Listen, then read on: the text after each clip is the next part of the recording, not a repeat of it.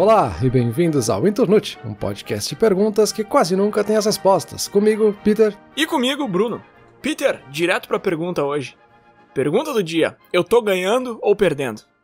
Pergunta meio esquisita aí, sem contexto, pergunta solta, aleatória. Mas a questão é a seguinte, Peter. Eu não quero falar muito sobre o que é a derrota na nossa vida. A gente já fez um episódio sobre fracasso e onde é que isso se encaixa e tal. Também não quero falar muito desse aspecto de vitória versus derrota. A gente já fez um episódio sobre se a vida é um jogo, né? Então tudo isso já foi falado. O que eu quero falar hoje aqui é que, cara, a gente tem vitórias e derrotas ao longo da vida. Isso é normal. Mas a minha pergunta é assim, como é que a gente enxerga isso? A gente enxerga de forma objetiva as nossas vitórias e as nossas derrotas? Como é que a gente avalia isso? Às vezes a gente acha que a gente é super objetivo, que a gente tem a capacidade de analisar tudo, entender as coisas 100% racionalmente. Será que a gente tem mesmo? Será que não?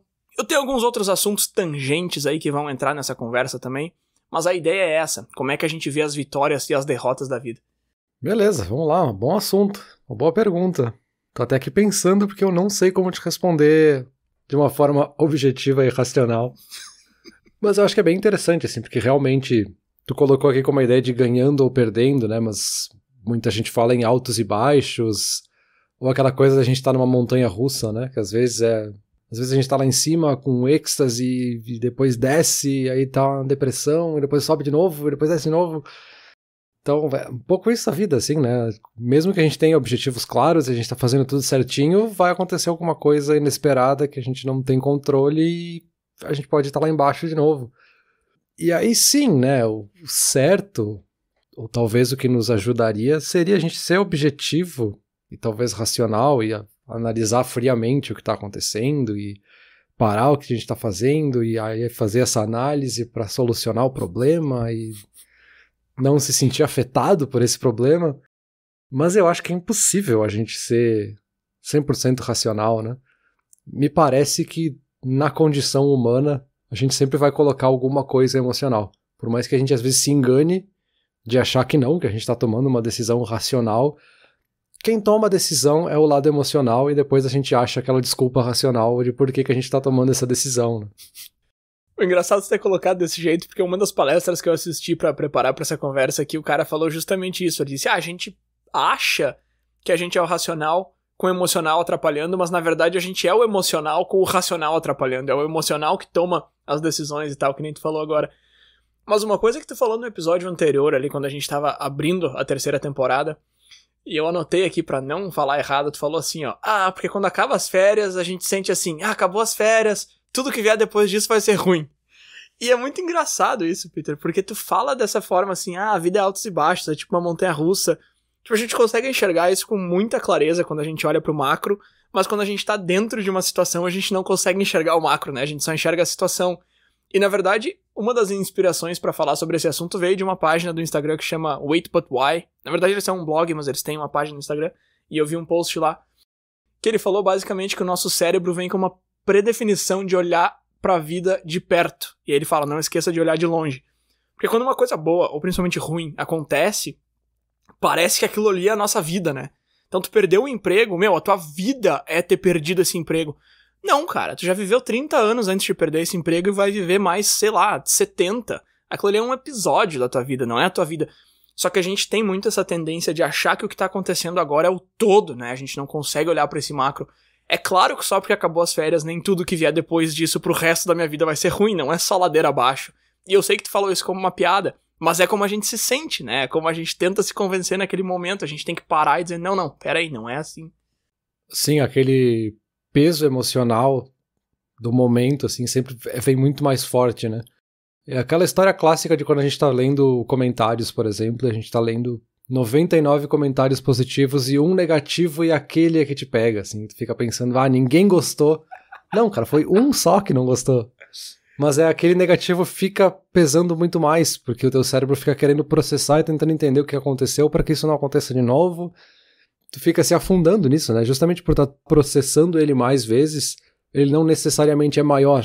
Tu só tá gastando mais tempo em pensar nele, né?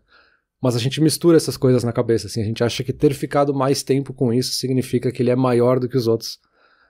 E o que tu falou me lembrou também daquele negócio quando a gente tá na escola, né? Quando a gente é criança, de achar que o mundo é só a escola, assim. E se eu for mal vestido ou com o cabelo desajeitado um dia na escola, vão falar mal de mim, acabou o mundo. Porque o mundo inteiro tá vendo aquilo de errado. E aí quando a gente sai da escola e começa a fazer outras coisas da vida, a gente passa anos que a gente nem vê mais quase nenhuma das pessoas que estavam na escola, e a gente vê que o mundo é muito maior do que aquilo, né?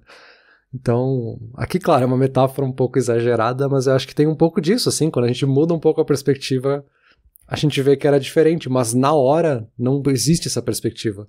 Por mais que todos os adultos ao teu redor estavam falando que não era nada demais, naquela hora era.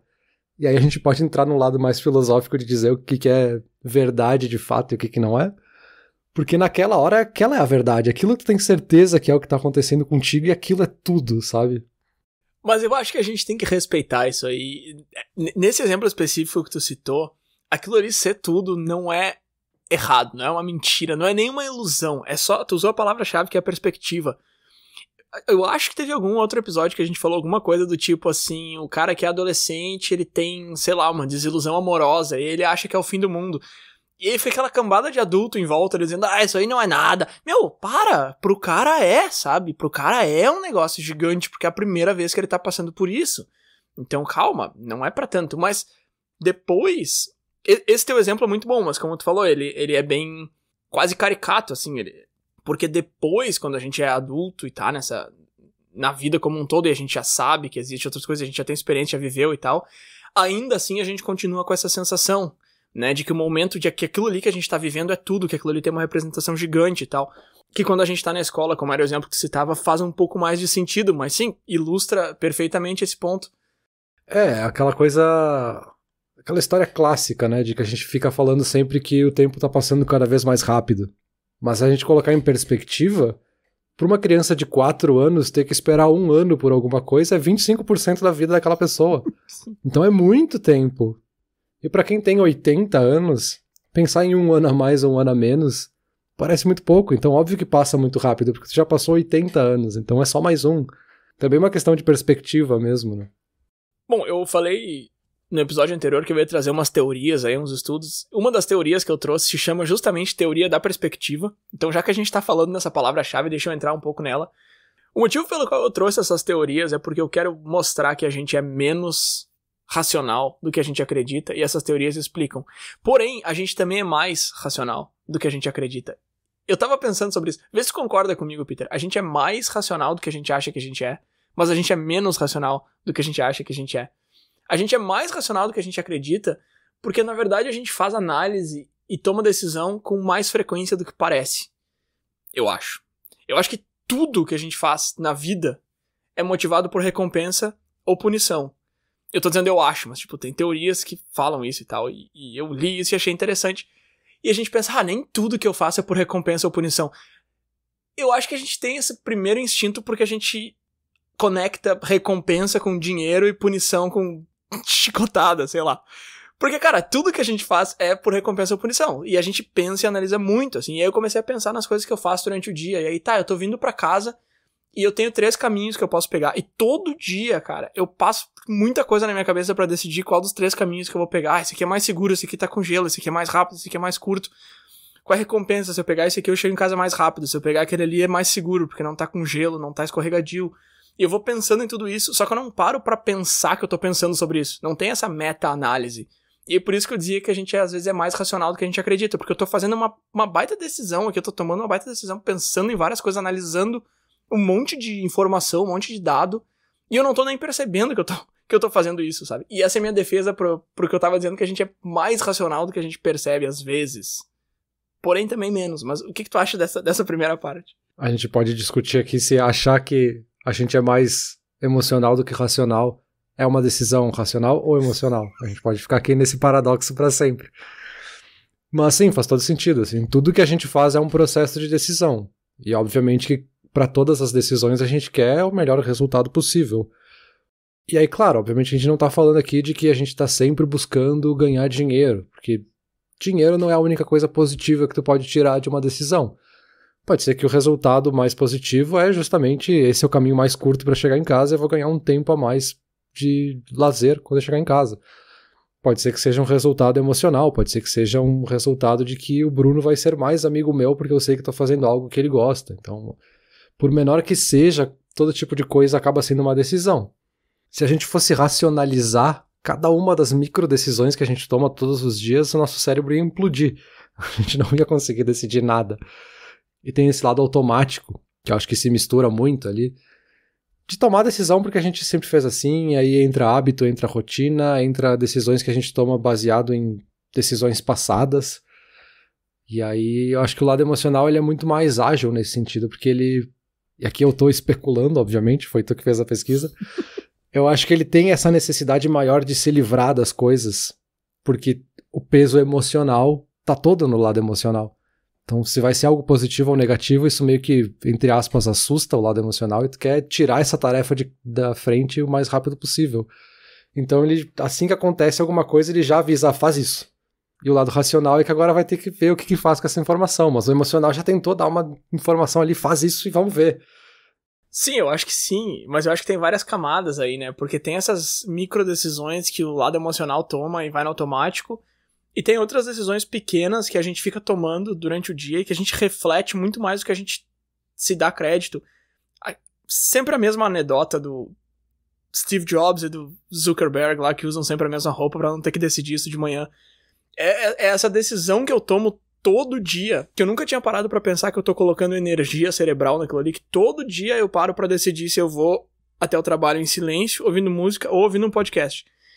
E aí, cara, passa todos os prós e contras dos três na minha cabeça, todos os dias, sabe, como um roteiro, assim, aí eu tenho que tomar essa decisão, e eu nunca parei pra pensar enquanto eu penso sobre isso. Pra mim parece uma coisa natural, mas não é natural, eu poderia simplesmente ter isso pré-definido, segundas e terças eu faço isso, quarta-feira eu faço tal, mas não. E aí eu começo a pensar que tem muita coisa que sim, é no automático, a gente até falou bastante sobre isso naquele episódio de razão e intuição, né? Tu tá dirigindo ali, tu não fica pensando, vou colocar o pé para fazer... Não, tu faz tudo automático. Mas tem várias outras coisas que a gente acha que é automático, que na verdade não é muito. Mas aí no lado oposto, que eu dizia que a gente é menos racional do que a gente acredita, e aí tem várias teorias e vários estudos que mostram que a gente não enxerga as coisas de forma tão objetiva e racional quanto a gente pensa que a gente enxerga. E aí que entra, por exemplo, a teoria da perspectiva, que eu tinha comentado antes, que basicamente diz que a gente não enxerga coisas positivas e negativas com o mesmo valor, que a gente não dá o mesmo valor para elas, que se alguma coisa boa acontece, a gente fica feliz, se alguma coisa no mesmo nível, porém ruim, acontece, a gente fica bem triste. Então é muito mais fácil nos levar pro lado negativo do que pro lado positivo. Isso é uma teoria bem difundida no mundo das finanças, então se tu perdeu R$1, tu vai ficar muito mais triste do que tu ficaria feliz ganhando R$1, né? Então perdas e ganhos não têm o mesmo valor emocional, mas não serve só para finanças. Por exemplo, essa semana passada eu ouvi um podcast por 1 hora e eu meio que não aprendi nada, assim, porque eu já meio que sabia tudo que eles falaram. Aí eu fiquei pensando, putz, cara, eu perdi 1 hora da minha vida. Eu tomei toda aquela decisão lá no começo do dia. Puxa, eu podia ter ouvido uma música, podia ter pensado, podia ter ouvido outro podcast. Fiquei todo assim lamentando, sabe? Aí no dia seguinte eu ouvi mais um podcast de 1 hora e aprendi um negócio legal. Mas aí eu não fiquei tipo, que legal que eu aprendi uma coisa. Eu fiquei, tá, eu já tava esperando, porque eu coloquei 1 hora aqui. Então assim, na verdade, cara, aquela hora ali, eu não teria como produzir nada, eu tava indo pro trabalho. E mesmo assim eu fiquei chateado de ter perdido. Enquanto isso, no outro dia eu ganhei um negócio e fiquei tipo, ok. Sabe, então a gente tem isso de achar que o ruim é muito mais pesado do que o bom. Eu acho que esse exemplo do tempo aí que tu deu é bem interessante. Tem uma hora aí no teu dia que olhando pra trás tu pensa, podia ter aproveitado melhor, podia ter lido um livro, podia ter ouvido um podcast em vez de ficar ouvindo música, que seria mais produtivo. Ao mesmo tempo tu nunca fez ou nunca faria a comparação oposta. De que, cara, hoje eu assisti 2 podcasts e não fiquei vendo televisão de uma forma inútil. Tu nem pensa desse lado, sabe? Tu teria que se forçar muito pra fazer essa avaliação, talvez só porque tu ouviu a gente falando isso aqui agora. E aí também entra isso que eu falei ali antes, né? Que isso é de algum estudo que eu li há um tempo atrás, falando especificamente de comunicação, né? De que a gente precisa realmente ouvir 99 comentários positivos para se equivaler a um negativo, de tanta disparidade que a gente coloca nesses 2 lados, né? Por que isso acontece eu não sei, mas a gente dá muito mais peso para esse lado negativo, né? por que isso acontece. Espera aí que eu já te dou algumas ideias aqui. Mas deixa eu só dizer uma coisa. Isso é normal com todo mundo. E aí pode ter alguém nos ouvindo agora e falando, eu sou uma pessoa super positiva. Esse Bruno e esse Peter aí enxergam um lado negativo de tudo. Cara, eu vou te dizer o seguinte, até 2 anos atrás eu achei que eu era assim também. Não, eu não me importo, se eu perder, se eu ganhar, tá bom. Vamos correr risco, se der errado não tem problema. Aí eu comecei a investir e eu percebi que não. Porque o dia que eu perco 1% eu me sinto muito mais mal do que bem quando eu ganho 1%. E eu comecei a perceber essa reação em outras coisas também. Principalmente com o tempo. Brincadeiras à parte, principalmente com o tempo mais do que dinheiro. E aí eu descobri essa teoria e tal. Essa teoria eu descobri justamente num curso de finanças, que eu acho que você também fez, com o Robert Shiller, e ele dá um exemplo da cara ou coroa, que se alguém te oferece pra jogar cara ou coroa e te fala, se tu perder, tu me dá R$1. Se tu ganhar, eu te dou 1,50. E a pessoa fica, não quero. E ele fala, como? Por que as pessoas fazem isso? E aí o ponto dele é justamente esse, assim, as pessoas não são racionais. Eu tô te oferecendo um negócio com maior chance de ganho do que de perda, e mesmo assim tu não pega. Aí entra a tua pergunta, por que isso acontece? Cara, existem diversos motivos. A gente vai deixar o link da teoria da perspectiva aqui embaixo. Tem várias coisas interessantes pra ler. Mas 2 coisas que me saltaram mais aos olhos, assim, foi a aversão à perda, que a gente como espécie tem uma aversão muito grande à perda. No momento que é meu, eu não quero perder. Ok, eu quero ganhar um negócio novo, mas é mais importante eu manter o que eu tenho do que eu ganhar um negócio novo, porque a gente tem muito medo de perder, seja tempo, seja dinheiro, seja qualquer outra coisa. E uma outra teoria chamada efeito posse, que basicamente diz que as pessoas são mais propensas a manter algo do que adquirir aquele mesmo item. Ou seja, tendência de supervalorizar algo só porque tu possui aquela coisa. E essa teoria é muito legal, cara. Eu não sei se você já ouviu falar sobre ela com esse nome ou em outras palavras, enfim.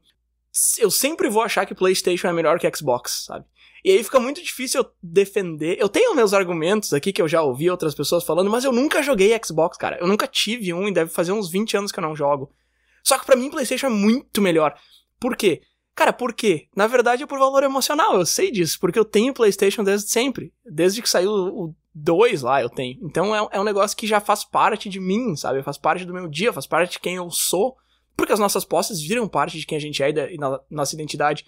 Mas não é isso que eu vou pensar quando eu tô dizendo que eu gosto mais, assim. Mas na verdade é, assim. Essa teoria meio que explica por que a gente dá tanto mais valor às coisas que a gente já tem, sabe? Eu já tinha ouvido esse conceito de que a gente valoriza mais algo que a gente comprou, principalmente se for algo que a gente pesquisou por bastante tempo e que a gente sabe que outras pessoas também compraram, e aí tem todo um aspecto cultural associado. Então, no caso aqui do videogame, tem toda a cultura gamer associada, e tu sabe que outras pessoas que jogam e se entretêm com coisas parecidas também têm essa opinião, então volta para aquele negócio de ser uma coisa meio de tribo, né? Uhum. Essa é a minha tribo, eu faço parte desse grupo e eu tenho que proteger essa minha tribo apesar dos defeitos dela. E isso, obviamente, pode ser aplicado em várias outras coisas, né? Tem aquela questão bem similar para quando a gente fala de um processo político eleitoral, né? A gente tenta defender mais o nosso candidato apesar de tudo, assim, a gente aceita mais os defeitos daqueles que fazem parte do nosso grupo do que os dos outros, né? A gente passa mais pano pros nossos amigos, e quando a gente vê outras pessoas que são fora do grupo que fazem exatamente a mesma coisa, a gente não aceita, né? Então sim, a gente tem essa necessidade quase instintiva, talvez, né? De querer proteger o nosso grupo, né? Sim, perfeito, mas o instinto ele não nasce nem só de proteger o teu grupo, mas sim de proteger a ti mesmo, porque como eu falei ali, as tuas coisas viram a extensão de quem tu é basicamente isso, assim, se tu chegar aqui e começar a falar mal do Canadá, tu tá falando mal de um país que é onde eu moro, mas pra mim, pro meu instinto, tu vai estar falando mal de mim como pessoa, tu vai estar me atacando, porque o Canadá é parte de quem eu sou, sabe? Uhum. E aí sim, é isso que acontece com o político, que nem tu falou, ele é um exemplo fantástico, né? As pessoas se degladiando porque tu falou mal do cara que eu votei e tal. Justamente por isso, porque virou parte da tua identidade. E ainda no exemplo de países tem aquela clássica, né? A gente pode ter 2 brasileiros aqui falando mal sobre o Brasil durante horas. No momento que chegar um argentino aqui e fizer um comentário mais ou menos, a gente já vai ficar ofendidíssimo com esse cara. Que ele não tem propriedade nenhuma pra vir aqui falar mal. Então, assim, é a mesma coisa. O cara talvez esteja certo racionalmente, mas a gente não vai aceitar esse comentário dele, porque ele não é da nossa tribo. Sim, com certeza. E existem motivos lógicos, até alguns motivos lógicos por trás desse efeito posse. Eu acho que o motivo mais lógico de todos é assim, quando tu tem uma coisa, então o exemplo que eu dei ali do PlayStation, o exemplo que a gente tá falando de morar naquele país, quando tu tem aquilo, tu tá exposto aos lados bons daquela coisa.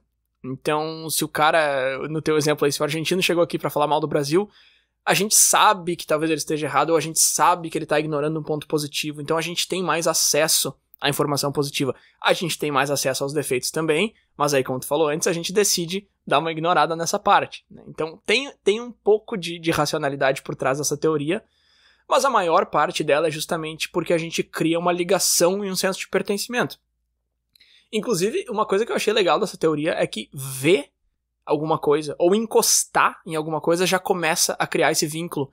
E aí eu lembrei muito daquelas livrarias que tem aqueles sofás e tal, e tu pode ler os livros, que eu sempre ficava pensando assim, pô, esses caras é meio que um tiro no pé, né? Porque tem gente que vai lá e fica 3 horas lendo e vai embora e não compra nada. Mas na verdade isso aí é uma super tática de marketing, né? Porque tu passou a tarde com aquele livro, sabe? Ele é teu agora, então tu precisa levar ele pra casa. Então, tu já começa a criar esse senso de propriedade, esse efeito de propriedade, só ao ver ou encostar alguma coisa. Isso eu achei muito interessante também.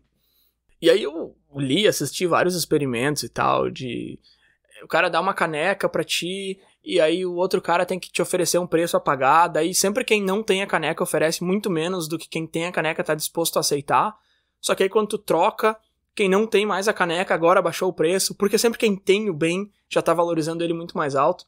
Mas o experimento mais interessante, mais caricato, eu acho que eu encontrei, é uma mulher que vai na rua com a câmera, assim, ela entrevista as pessoas que estão comprando bilhete de loteria. E ela oferece pra comprar o bilhete daquela pessoa pelo dobro do preço. E, cara, ninguém quer vender. Só que é absurdo, né? Tu pagou R$1 num bilhete de loteria. Aí eu chego e te falo, tu acabou de comprar, faz 30 segundos. Eu chego pra ti, eu vou te dar R$2. E a pessoa não vende. E ela vai aumentando a oferta e ela chega até 8 vezes do valor. Então se tu pagou, sei lá, R$10, ela tá te oferecendo 80. E 78% dos entrevistados não vendem. Nem quando ela chega em 8 vezes.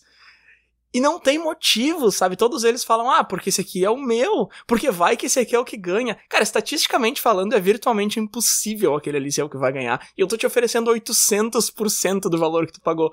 E tu não me vende. E eu acho isso muito engraçado, porque a gente vem com esse papo aí de que, nós somos a única espécie que pensa, nós somos muito racionais, nós somos os seres mais inteligentes da história, nós somos muito mais brilhantes que os nossos antecessores. E aí tu vem com umas ideias que não faz sentido nenhum racionalmente falando, porque o teu emocional fala muito mais alto. E eu não vejo muito problema com isso, exceto pelo fato de que a gente, de novo, acredita que a gente é muito mais racional do que a gente é. E tudo isso pra dizer que, sim, Peter, a vida é feita de vitórias e derrotas, mas a gente olha pra elas e julga elas de uma forma meio distorcida, sabe? E, de novo, o problema não é esse necessariamente, o problema é achar que aquilo ali não tá distorcido. Mas esse exemplo que tu deu do bilhete de loteria é muito bom, porque eu fui lá, joguei na loteria, e aí a pessoa vem oferecer pra comprar os meus números. São os meus, fui eu que escolhi aqueles números. Então tem essa posse que a gente coloca aí naqueles números que são meus. Só que racionalmente não faz sentido nenhum. Tu pode pegar o que ela te ofereceu e comprar 8 bilhetes diferentes e tu vai ter 8 vezes mais chances de ganhar. Mas aqueles são os meus, vai que esses são os meus que ganham. E aí aquela pessoa ganhou com os meus. Então mistura essa coisa da posse com um medo, sabe? Sim. Que racionalmente não faria sentido, mas tem esse medo de que eu vou me frustrar 1 milhão de vezes mais se esse for o número que de fato vai ser o que ganha e eu entreguei para outra pessoa. Por mais que eu saiba que a probabilidade disso realmente acontecer seja quase nula. E se isso acontecer não vai ser porque eu vendi o número, sabe? Então eu acho que quando a gente entra em probabilidade, e a gente poderia voltar a falar de sorte, a gente falou sobre isso lá na 2ª temporada, probabilidade é algo que a gente não consegue processar racionalmente, né? A gente sempre coloca um pouco de superstição, a gente coloca um pouco do que eu acho que vai ser a minha esperança, porque eu gosto muito do número 42 e esse é o número que vai cair. Porque eu acordei, eu sonhei com o número 18, eu preciso jogar o número 18, porque esse é o que vai vencer. Se todo mundo que sonhou com o número jogasse e ganhasse, não tinha mais loteria, né? Tá, beleza, tu descobriu a minha farsa aí. Só chega até 8 vezes com 78% de não, porque fala um pouco de probabilidade. Mas deixa eu puxar por um exemplo bem diferente, então. Relacionamentos, né?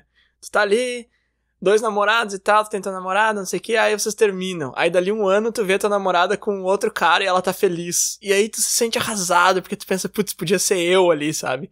Vamos supor que dali um ano tu tá solteiro e tal, e aí tu olha e fica, olha ali o erro que eu cometi. Isso aí é por causa... O que tu tá fazendo não com a mão aí? Não, meu, não. Ah, meu, não vem com... Eu já fico indignado. Tu já começa com a história, eu não consigo esse tipo de história, cara. Podia ser, eu não podia, cara. Se era pra ser, tu estaria sendo, porque tu não teria terminado com a pessoa se era pra ser. Então não dá. É a mesma coisa que a gente falou lá no começo, não lembro que exemplo que tu usou, de que eu poderia ter tomado uma decisão diferente e aproveitado melhor o meu tempo. Acho que esse era o exemplo que tu estava dando. Uhum. Mas não teria tomado, porque a tua cabeça naquele momento era aquela, a tua decisão foi aquela e não existiria outra possibilidade, porque aquele tempo já passou. Talvez só num universo paralelo. Tá, não, mas peraí, cara. Poxa, só porque já não tem mais como, não quer dizer que tu não pode pensar, ou talvez tu não deva. Tá, é que primeiro tu vem com esse, não era pra ser. Eu não acredito nisso aí. Eu não acredito em relacionamento escrito nas estrelas, o que é pra ser vai ser. Eu não acredito em nada disso. Não é isso que eu tô dizendo.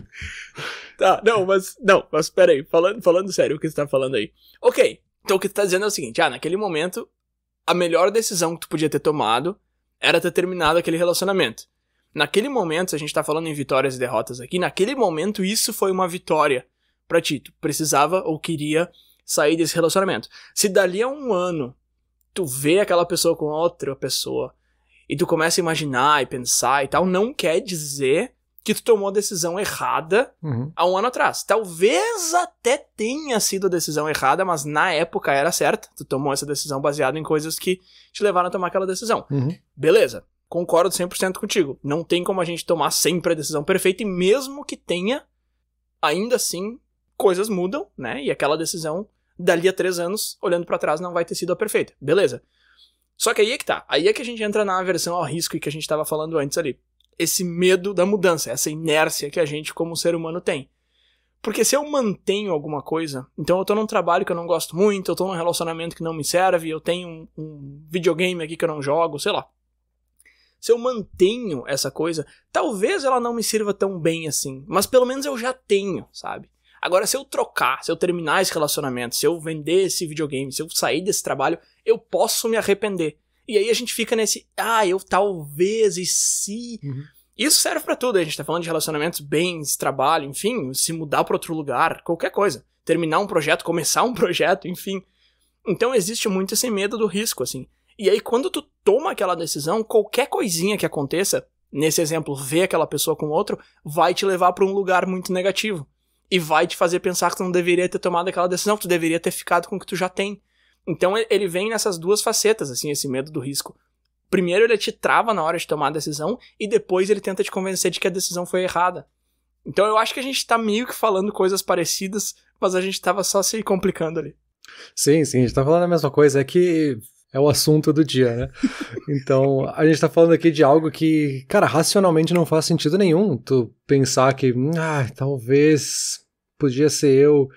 Cara, racionalmente não, assim, não é nem que não foi a melhor decisão, ou poderia ter tomado outra decisão. Não, aquela foi a única decisão, não teria outra decisão. Porque todas as tuas decisões na tua vida te levaram a tomar aquela decisão naquele momento.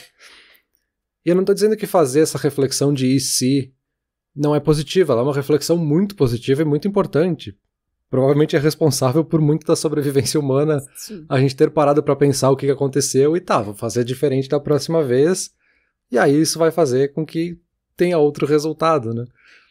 Mas é que fica preso nessa coisa que a gente falou antes, assim, esse lado emocional, porque eu tomei essa decisão, a gente coloca todo o peso possível da decisão, e aí quando dá alguma coisa errada, entre aspas, como é esse caso, a gente fica, olha o que eu fiz, minha decisão foi errada, olha o risco que eu tomei e cometi um erro. Mas aí a gente não vai pensar no outro lado de que talvez tu tava num relacionamento muito ruim, se tu não tivesse saído, muitas outras coisas não teriam acontecido.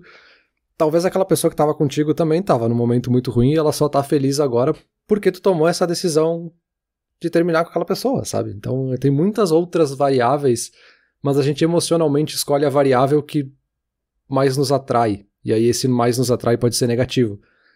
a gente não vê, ou a gente muito mais raramente vê, quando a gente tá falando de um caso de emprego, por exemplo. Eu decido sair do meu emprego, e outra pessoa vai ficar naquele cargo onde eu tava, e dali 6 meses eu vejo que aquela pessoa que tava no meu cargo foi promovida, e eu não fico pensando, podia ter sido eu que fui a pessoa promovida.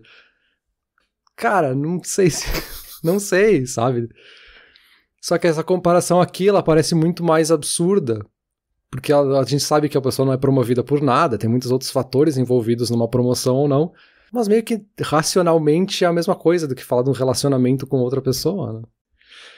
Mas é que aí que tá, eu acho que é o mais difícil, talvez, dessa discussão, ou talvez pro nosso formato aqui do podcast, de tentar resumir um assunto que nem esse em 40, 50 minutos, é que a gente tá tentando chegar em conclusões racionais pra algo que não é racional, sabe? A gente não tomou essas decisões de forma racional. A gente já falou em algum episódio, eu não vou me lembrar agora qual, desse processo de decisão, assim. Eu acho que foi aquele episódio São Minhas as Escolhas, né? Uhum. De que a gente toma a decisão emocional em milésimos de segundo e depois a gente fica horas, dias, às vezes meses, tentando encontrar argumentos racionais pra aceitar essa nossa decisão. Então, eu tô decidindo entre comprar o carro X e carro Y, eu já decidi pelo lado emocional qual dos dois eu quero. E agora eu vou buscar todos os argumentos racionais de que esse tem um consumo de gasolina um pouquinho melhor, esse aqui é um pouco mais confortável, esse aqui não sei o que, não sei o que. Talvez racionalmente a melhor decisão era jogar uma moeda e comprar o primeiro e já sair usando o carro, mas a gente fica meses pra se enganar por uma decisão. Só que é algo que não é nada racional, de novo, né? Pra ficar repetindo a palavra. A gente tá tentando colocar em palavras algo que não foi feito pra ser dito em palavras, né? Mas foi justamente por isso que eu coloquei esse nome no episódio, eu tô ganhando ou perdendo, porque, cara, o que tem a ver esse nome com vocês falando em racionalidade? Justamente por isso, porque a gente tenta enxergar as coisas, e agora eu acho que tu bateu muito na veia quando tu falou que a gente tenta colocar em palavras o que não é em palavras. A gente tenta enxergar em caixinhas, em preto e branco, coisas que não cabem ali, né? Então esse exemplo que tu falou é muito bom, de ter comprado o carro e tal, aí tu pensa e compra, e aí dali a 6 meses, quando a gente já consegue olhar pra trás e analisar mais informações, e a gente falou com um cara que comprou outro carro, aquilo ali pra nós vai ser uma vitória ou uma derrota. Comprei o carro certo, putz, comprei o carro errado, e vem com arrependimento e tal, e te puxa pra baixo. E cara, não, nem tudo é derrota e vitória, sabe? A gente tem muito essa tendência de enxergar as coisas como positivo ou negativo, e não é necessariamente assim. Os 2 carros te serviriam? Sim. Os 2 estavam dentro do teu orçamento? Sim. Tu tava mais interessado nesse aqui? Sim. E aí tu comprou esse aqui, beleza. Dali a 6 meses tu viu que o outro gasta 10% menos de gasolina, sei lá, alguma coisa tosca assim. E aí tu vai pensar, fiz a compra errada. Não, cara, não necessariamente, sabe? Eu acho que tem muito isso, assim, nesse assunto. Que a gente como eu tava falando antes, a gente é menos racional do que a gente acredita, mas eu acho que a gente tenta ser mais racional do que precisa, sabe? Eu acho que a gente puxa pros 2 lados mais do que deveria, assim. Uhum. Pois é, fica muito difícil de fazer a discussão andar racionalmente desse jeito, né? E aqui, óbvio, a gente tá falando até agora de decisões que a gente tomou e a gente tá avaliando uma decisão que a gente tomou no passado e a gente coloca carga emocional nisso. Mas tu comentou antes ali do cara que é otimista, né? Ou do cara que é pessimista. E aí já é um pouco de esperança também, né? É um pouco de futurologia que a gente tá tentando fazer ali de, cara, no futuro vai acontecer tal coisa. Tá, por que vai acontecer tal coisa? Porque eu tô otimista que vai acontecer isso. Ou eu tô pessimista que vai acontecer tal coisa. Então, assim, a gente tá colocando tudo isso que a gente sabe que tem problemas, ou não necessariamente problemas, né? Todas essas questões emocionais que a gente tá atrelando ali, para decisões que nem aconteceram ainda, sabe? A gente tá decidindo o nosso futuro, entre aspas, emocionalmente, e a gente nem sabe se isso realmente vai acontecer. Eu posso estar sendo aqui super otimista, colocando toda uma esperança em alguma coisa e talvez isso não vai se tornar realidade. E talvez é óbvio que não vai se tornar realidade, mas eu tomei essa decisão de acreditar neste futuro, sabe? Sim, e falando sobre isso de futuro e de fazer alguma coisa ou não, tem isso também que é muito conectado ao medo da perda, que se a gente... Por exemplo, a gente tava falando num outro episódio, por que eu tenho 20 projetos abertos no meu computador e eu não consigo deletar nenhum deles, né? É justamente por causa disso, assim, se eu não começo um projeto, eu pensei num negócio, mas eu não comecei, aquilo ali não vai me fazer nem bem nem mal, sabe? Talvez eu nunca fiz na vida, mas eu não vou me importar, porque eu não perdi nada ali. Mas se eu comecei um projeto há 6 meses atrás e eu coloquei 10 horas nele, eu não consigo deletar, porque deletar esse projeto é admitir que eu perdi aquelas 10 horas, sabe? Só que, 10 horas, 6 meses atrás, sei lá, tipo, eu assisto 10 horas de TV em uma semana, 10 dias, sabe? 10 horas não é tanto assim. Só que deletar aquilo ali vai ser admitir que eu perdi, e a gente não pode admitir que perdeu alguma coisa. Inclusive tem um outro ponto dessa teoria da aversão à perda que eu achei muito interessante, que diz que a gente só faz alguma coisa nova, e aí a gente tá falando de começar um projeto, mas antes a gente dizia de sair de um trabalho e tal, quando ela chega num nível de atratividade muito maior do que seria o necessário pra gente fazer ela. Então, por exemplo, se eu cheguei num ponto da minha vida em que faz sentido eu comprar um carro, eu não vou comprar até que faça muito sentido. Eu preciso de uma margem, entendeu? Se eu não tô feliz no meu trabalho e eu acho que eu conseguiria outro, eu não vou sair até que eu esteja muito infeliz, ou até que eu tenha certeza que eu vá conseguir outro. Uhum. Então o nível de atratividade pra gente fazer alguma coisa, a gente não enxerga ele com clareza, a gente precisa de uma margem muito grande pra fazer.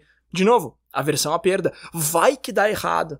Cara, tu já sabe que não vai dar errado, tu sabe que tu precisa fazer isso. Tá, mas deixa eu esperar mais um pouco, deixa eu testar mais um negócio, sabe?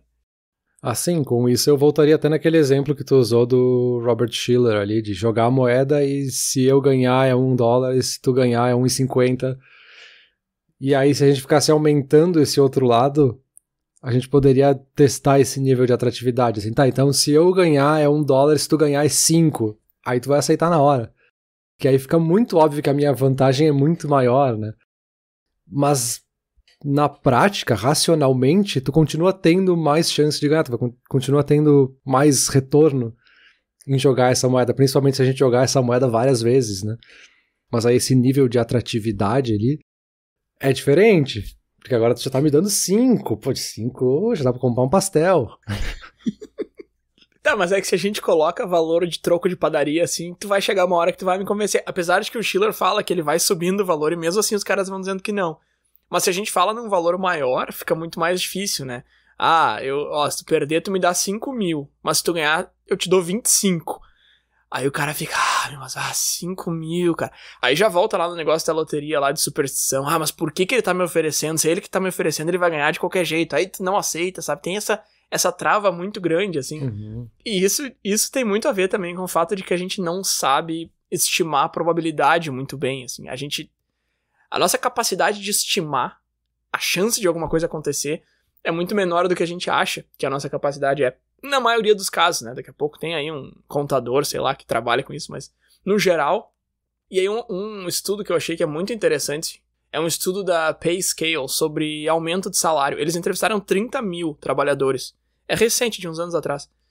E eles entrevistaram 30 mil trabalhadores e 43% já tinha pedido aumento, e os outros 57% não.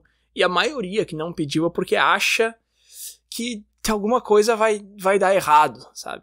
Só que, cara, o que vai dar errado se pedir um aumento? Eu acho que vai ser demitido, porque daí tu estima assim, se eu pedir um aumento, eu acho que tem uma chance aí de uns 20% de eu conseguir e uns 30% de eu ser mandado pra rua. Não, cara, a chance não é essa, sabe? Inclusive eles mostram que dessa galera que pediu, 44% recebeu exatamente o que eles queriam e outros 30 e tantos recebeu algum aumento, pelo menos, ainda que menor.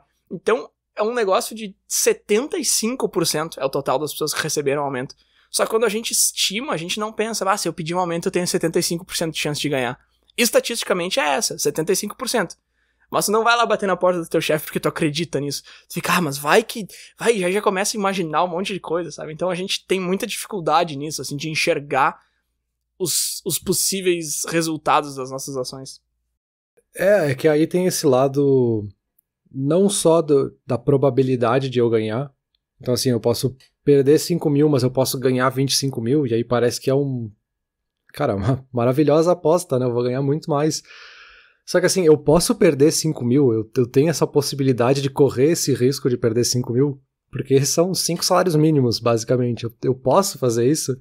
Então assim, tem essa outra margem, que é o que eu posso perder, sabe? Até onde eu posso perder. Que é uma dica até que se dá pra muita gente que tá começando a investir, assim, não coloca nenhum dinheiro que tu não esteja confortável em perder tudo amanhã.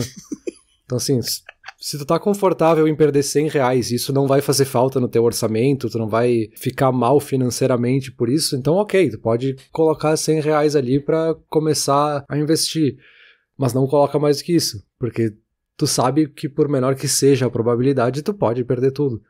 E eu acho que tem essa margem emocional também pra outras coisas, eu acho que até esse caso aí de pedir um aumento, pode acontecer isso, assim, o que o meu chefe vai pensar de mim. Tu não tá nem pensando na probabilidade de que é muito mais provável de que eu ganhe de fato um aumento, mas, cara, eu vou lá, eu vou pedir, ele vai pensar o quê de mim? Sim. Ele o cara fica pedindo aumento? O cara quer aumento? Só que, de novo, racionalmente, por que não? Tu tá ali pra isso, né? Sim, exato, é um ponto importantíssimo esse que tu levanta, eu posso perder esses 5 mil, e aí, claro, a gente tá falando de dinheiro aqui porque é um exemplo muito fácil de colocar, né? Mas será que eu posso... Será que eu tenho tempo de ler esse livro aqui quando eu deveria estar fazendo tal coisa? Será que eu posso escutar isso aqui enquanto eu poderia estar fazendo outra coisa? Será que eu posso pedir demissão? Será que eu posso pedir esse aumento mesmo que o risco de acontecer alguma coisa seja minúsculo? Será que eu tenho? Claro, isso é muito importante, Peter, com certeza, lógico. Não tô dizendo, corram todos os riscos. Não, é óbvio que não. Mas o que eu dizia era justamente isso, assim, tá, ok, essa pergunta é importante, mas tu sabe fazer essa pergunta e enxergar a resposta com clareza, com racionalidade, provavelmente até certo ponto, mas menos do que tu gostaria de acreditar que tu consegue. Eu não sei nem se é até certo ponto, eu até não sei se eu não responderia que não, sabe? Eu acho que a gente tende mais a ir pra esse lado, de que a gente vai decidir emocionalmente. E aí eu volto para aquilo de que a gente depois vai achar o argumento racional de que eu sei que foi uma decisão emocional, mas eu pensei nisso. Será que pensou mesmo ou tu tá se convencendo disso? Sim, essa aí é uma armadilha que a gente gosta de cair, né? E um último ponto aqui, meio aleatório, mas que ele costura bem com essa última parte, antes da gente ir pra conclusão, foi um conselho que eu achei perdido na internet aí, que dizia assim, cara... Analisar as coisas é bom, assim, tipo, analisar, será que vale a pena eu pedir esse aumento, será que vale a pena eu sair desse emprego? Mas às vezes a gente analisa muito o que a gente tá fazendo e onde que a gente vai chegar com aquilo, e a gente esquece completamente de analisar por que a gente tá fazendo e aonde que a gente quer chegar no final daquilo tudo. Isso foi uma coisa que eu fiquei pensando um tempão, assim. É aquela velha história de parar e olhar pra tua vida bem de longe, assim, sair e olhar 10 anos pra trás, 20 anos pra frente, e falar, tá, o que ganhar esse aumento aqui agora, o que sair desse trabalho agora significa pra mim? Tá, eu tô saindo desse trabalho porque eu não gosto, tá, mas vai bem mais macro do que isso. E a frase que eu li era assim, analisar e encontrar a melhor maneira de chegar num objetivo sem nunca ter analisado quanto o objetivo em si vale a pena. Eu achei isso muito interessante. É tipo eu ter passado a semana inteira pensando qual era a melhor maneira de falar sobre esse assunto, sem ter parado pra me perguntar se valia a pena a gente falar sobre esse assunto. Mas eu acho que valeu. Vamos pra conclusão? Vamos lá. Bom, minha conclusão é essa, então, Peter. A pergunta de hoje era, eu tô ganhando ou perdendo? Eu acho que é muito importante a gente perceber que, ok, dá pra dizer que a vida é feita de vitórias e derrotas. Eu não iria tão longe, eu acho que nem tudo precisa ser tão assim, isso foi bom, isso foi ruim, isso foi bom, isso foi ruim. Tem muita coisa da vida que é só vida mesmo. Mas beleza, quer fazer a vitória e a derrota, faz, não tem problema, mas eu acho que o mais importante é entender, né, lembrar de olhar pro todo, não ficar preso só naquilo ali que tá acontecendo. E eu acho que o ponto mais interessante pra mim dessa conversa toda foi que, tá, a gente não é tão racional quanto a gente acha que é, mas o mais interessante de ter isso em mente é justamente ter isso em mente, é saber que a gente não é tão racional quanto a gente é, e aceitar isso como algo positivo, talvez, de natureza humana, sabe? Usar isso a nosso favor, talvez. Eu acho que sim, eu acho que é uma ótima conclusão. Eu acho que a pergunta em si não é o tipo de pergunta que tem uma resposta, né? Uma pergunta quase retórica. Que sim, a vida é feita de altos e baixos, mas na média, a gente tá na média. E eu acho que é importante a gente saber que a gente toma muito das decisões, ou a maioria das nossas decisões, de forma muito mais emocional do que racional. Porque eu acho que olhando pra trás, quando a gente olha principalmente para as decisões que passaram, a gente consegue talvez dar o tempo necessário para ser um pouquinho mais racional e usar esse conhecimento para entender por que a gente tomou algumas decisões. Então a gente olhar para trás e ver que tomou aquela decisão, mas eu tava me sentindo assim naquele dia e eu tomei essa decisão emocional. E aí sim o e se pode fazer sentido porque ele pode te ajudar a fazer uma reflexão um pouquinho mais racional, que talvez não seja útil agora, mas no futuro ela pode ser uma informação interessante para uma outra decisão, ou para um autoconhecimento que seja, né?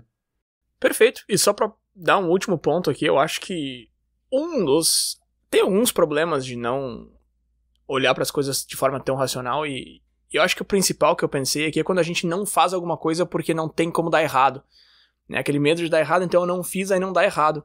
Só que, objetivamente falando, fazer alguma coisa e dar errado e não fazer é a mesma coisa. Então, isso de não fazer alguma coisa por medo de não ter o resultado que gostaria de ter, logicamente, objetivamente, não faz sentido nenhum.